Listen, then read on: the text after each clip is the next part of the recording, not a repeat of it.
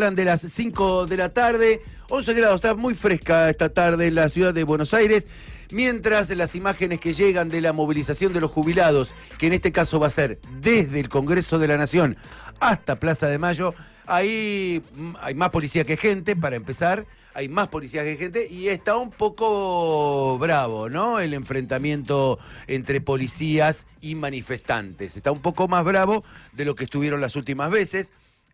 Bueno, pensemos que en las últimas veces le volaron la cabeza a un fotógrafo, ¿no? Para que tengan una idea. Bueno, vamos a hablar, hoy tenemos la suerte que este miércoles poder contar con ella. Vamos a hablar sobre la informalidad laboral entre la precariedad y la organización popular. Y esta es la columna de Economía Popular de nuestra compañera Florencia Villar. Muy buenas tardes, Florencia. ¿Cómo están? ¿Todo bien? Hola, un gusto saludarte. Siempre es un gusto charlar con vos. Un gusto. Saludo para los dos. Muchas gracias. Sí. Y estábamos hablando de este asunto, ¿no? De la informalidad laboral y todo lo que esto trae. Sí, hoy traje este tema porque la semana salieron unas noticias sobre el tema de que hay 600.000 monotributistas que en realidad son asalariados, según un informe del INDEC, que es, ahora se cambió el cuestionario EPH, se hubo una pregunta sobre monotributistas y se descubrió eso. Entonces, a partir de eso dije, bueno, me parecía importante empezar a hablar un poco sobre la informalidad laboral y qué implica eso en la vida de las personas, ¿no? Claro. Hay muchas personas que trabajan día a día, que producen, que los sostienen sus trabajos, pero que lo hacen lamentablemente sin derechos y que generan ingresos, pero no cuentan con aportes jubilatorios, ni vacaciones, ni cobertura de salud. Hay algunos que lo hacen con monotributo y otros que lo hacen sin monotributo. En este caso, lo que sale en el informe de EPH en el segundo trimestre del 2024 es que hay un 38,3, casi 40% de asalariados en la provincia de Buenos Aires que trabaja en la informalidad, ¿sí? Y de los pocos que aportan, digamos, de los pocos que tienen un monotributo, la mayoría de esos que tienen el monotributo, o sea, del 17% de las personas que en la informalidad hay un 17% que están registrados, digamos, dentro de lo que es monotributo, la mayoría son asalariados, o sea, el 14% de ese 17% le pagan a una empresa, digamos, le pagan a una empresa, creen que están en un trabajo de dependencia, pero en realidad lo que están haciendo están trabajando en una informalidad. Entonces me parecía interesante poder discutir un poco qué es lo que nos está pasando, que cada vez hay mayor informalidad en nuestro país, cómo va creciendo esa informalidad y producto de qué, ¿no? Va creciendo esa informalidad en nuestro país. Es interesante lo que vos decís, Flor, porque digo, yo me acuerdo cuando estaba por asumir Milei, ¿no? Y hablaba, ¿no? De la reforma laboral y de todos los cambios que iba a hacer en el mundo del trabajo. Él decía, bueno, en realidad voy a hacer todos estos cambios porque entonces va a haber más empleo. Sí. Porque las empresas, digo, los empleadores van a querer salir a contratar y no pasó. O sea, digo, indudablemente con los números que vos traes, eso no sucedió. No, para nada. No, exactamente. De hecho, los 9 millones de personas que están dentro de la informalidad siguen sin moverse. Lo que termina pasando justamente es que lo que hay es mayores personas que están o no registradas o registradas. Lo que hay es, al contrario, mayor informalidad en las empresas más grandes. O sea, uno de los informes que salen en lo que tiene que ver con el EPH es que entre las empresas con más de 40 trabajadores es donde mayor factura de monotributo hay. Claro. O sea, en las empresas más chiquitas es donde menos informal hay y hay más informalidad en donde las empresas son más grandes. Entonces, no es que creció el trabajo, no es que disminuyó el desempleo, sino que al contrario, lo que estamos teniendo es una mayor informalidad y sobre todo en el sector de mayores, digamos, de las personas con mayores capacidades en términos de formación, que son las universitarias y terciarias, o sea, hay mayor, en ese sector es donde mayor informalidad hay. Y una de las razones por las cuales se cree que crece la informalidad en este sector, en el sector privado, digamos, es por la evasión fiscal. Hay una de las hipótesis que se manejan es que claramente al pagar menos impuestos uno tiene que declarar menos personas, porque uno tampoco puede decir que gana poca plata y tiene 500 trabajadores. Entonces lo que estamos viendo es que hay un 45% de entrega de facturas de monotributos a los empleadores. Además, perdón, como vos decías, como vos decías que en realidad las pymes, ¿no? Digamos, las empresas más chicas son las que menos informalidad tienen y la tienen las más grandes, es todavía peor el asunto, porque ni siquiera estamos diciendo, bueno, no sé, no pago los impuestos porque no puedo, claro. Les cuesta, no sé qué. Como son las grandes empresas las que deciden, bueno, me sale más barato contratar 10 monotributistas que 10 trabajadores asalariados. Exactamente, y tiene que ver también con no blanquear también esto de la evasión fiscal. Por eso es importante el tema de pensar una reforma tributaria, porque al declarar menos, también declarás menos en los trabajadores que vos tenés. Claro, claro. Una pregunta, Flor, para unificar el lenguaje. Cuando hablamos de informalidad, hablamos, por supuesto, de aquellos trabajadores que le facturan a un empleador, le hacen un monotributo y así gana dinero. Pero, por ejemplo, el jardinero, el electricista, que llamamos en casa para que nos ayuden, ¿eso también es trabajo informal? Sí, pero son cuentapropistas, digamos, se dice, o trabajo independiente. Eso también se incrementó, digamos. Ok. Eso también hay un mayor registro de lo que se dice trabajadores independientes monotributistas. ¿Sí? Ok.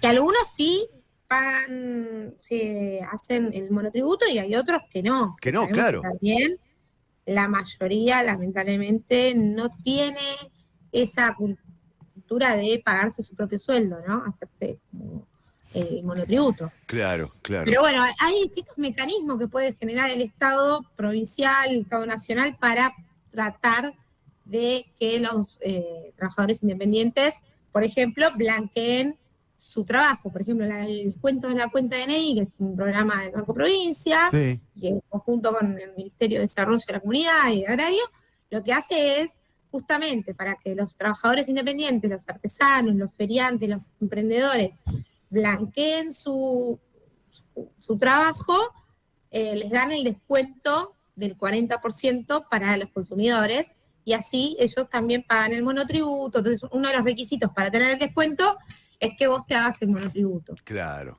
Y así, de esa forma, vos también vas blanqueando tu situación y vos tenés obra social, tenés aportes jubilatorios, obviamente todo lo que tiene que ver con el monotributo tiene un montón de beneficios con lo que tienen que ver con los derechos sociales. Claro. Y el Estado tiene que generar distintos mecanismos para que justamente la gente pueda acceder a esos derechos y que les sirva, digamos. Por eso el descuento de la cuenta ahí es también una manera de fomentar y de promocionar eso. Obviamente el Estado necesita que los trabajadores estén en blanco y formalicen su situación. Pero el problema de eso es que son más los que no blanquean de los sectores privados, que trabajan en el sector privado, que los trabajadores independientes. Obviamente hay trabajadores independientes, pero el dato de color que nos surge acá es que estamos teniendo un problema que las grandes empresas son las que más están tendiendo a esta cuestión de salir de trabajo de independencia y terciarizar en cooperativas o en personas estos tipos de trabajos. Claro, digamos. Lo que pasa es que después para todas esas personas la vejez se hace muy larga, porque o no tienen jubilación o están condenados a la mínima. Exactamente, sí, obviamente la informalidad es lo que produce, obviamente, no tener jubilación, dependencia, exclusión. Claro. Es la cara más brutal de la situación que estamos viendo, y tener un 42% de informalidad en nuestro país. Es una locura. Que sumando estas situaciones, estos monotributistas encubiertos pueden llegar a un 50%, ¿sí? Si sumamos a todo este sector que está encubierto, pero que está en la informalidad, ¿sí? Entonces, porque los monotributistas hoy no cuentan en términos, o los trabajadores independientes, no cuentan como trabajo informal, pero...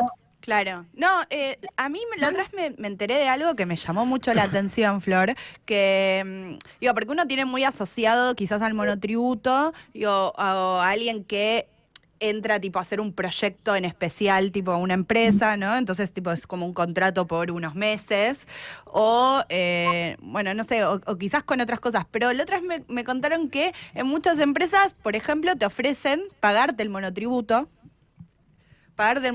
quizás darte aguinaldo, pero bueno, sos monotributista. Claro. Pero vos medio que no te das cuenta, ¿no? Sí, te das cuenta en la vejez. Claro, sí, pero digo, en el día a día vos no te das cuenta, entonces quizás no lo problematizás tanto, Claro, pero decís, claro. bueno, tipo, me pagan el monotributo, me dan aguinaldo, me van a dar me prometieron que me van a dar aumentos, pero eso me llamó mucho la atención. Claro, bueno, justamente ese es el problema. Es una manera de disfrazar la informalidad. En realidad sí, te están generando, una manera de reforma laboral hecha en los hechos, digamos. Sí, como de facto. De facto, claro, ellos están instalando una reforma laboral de hecho, digamos. No la pueden hacer a través del Congreso, no la pueden hacer del decreto, la están haciendo de hecho y con, obviamente, el aval del gobierno nacional. Claro. Por eso es importante también generar conciencia, aparte de, obviamente, de que el Estado Nacional tiene que haber medidas con respecto a eso. Hoy recién, digamos, en el 90% de las microempresas, de las pymes, el 90% están registrados. O sea, estamos teniendo el problema en las grandes empresas y en los grandes monopolios de nuestro país, que son los que están evadiendo claramente un montón de impuestos y a la vez evaden también la legislación laboral. Entonces, tenemos que tener mayor control en ese sentido. Tienen que haber mecanismos desde el Estado para controlar la evasión fiscal y también para controlar la evasión laboral, porque esto lo que hace generar es que las personas no tengan aportes jubilatorios. Acuérdense, los monotributos, la mayoría no tienen aportes jubilatorios. Lo único que tenés es una obra social, que muchas veces tampoco es una obra social de calidad. Entonces, eso lo que genera es un montón, no tenés aguinaldo, por ejemplo, no tenés un montón de derechos que son derechos que fueron conquistados a través de la lucha de los trabajadores. Bueno, Perón, ¿no? Los puso, digo, y cada vez nos vamos acostumbrando más a esta situación de mayor precarización y también de mayor exclusión de los trabajadores, y que ya no afecta solamente a las personas, a un sector, sino cada vez esto se amplía más a mayor cantidad de la población. Estas personas que vos hablás, digo, sectores de clase media que están acostumbrados o sectores profesionales, universitarios, ellos también ahora están entrando en esta cuestión de una informalidad del capital que va cada vez copando más todo el sector del trabajo. Ustedes piensen que son 14 millones de personas las que están en la población económicamente activa.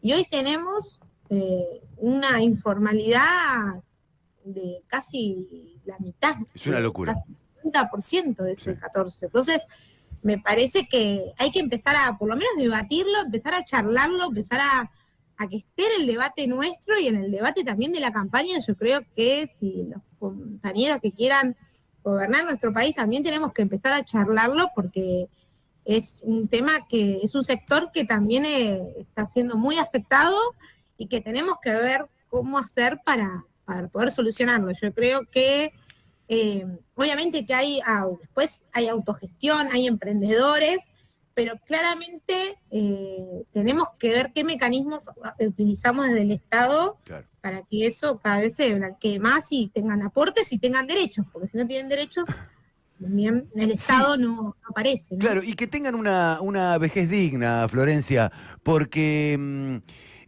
estos hombres, estas mujeres que hoy no hacen aportes, que hoy no se van a poder jubilar, va a ser un problema para toda la Argentina en algunos años. Y cada vez el problema va a ser más grande. Entonces me parece que, como decís vos, hay que pensar cuanto antes a regularizar esto.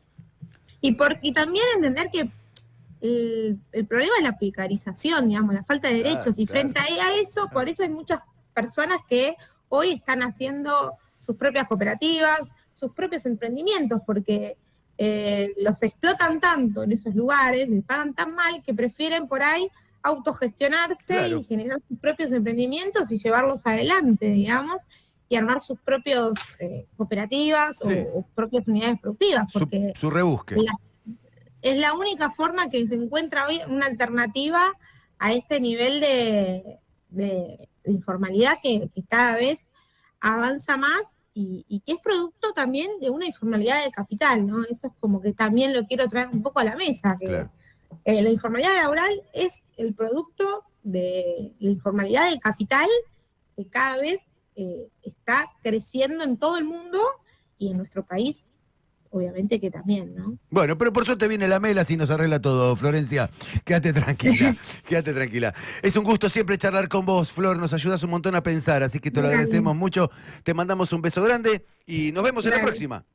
Gracias, hasta luego. Chao, Flor. Allí se retira Florencia Villar, ella es la columnista de Economía Popular. Así es. Y estábamos hablando precisamente de la informalidad laboral, que es grave y que va a ser peor. 13, pasaron de las 5 de la tarde. Vamos para allá.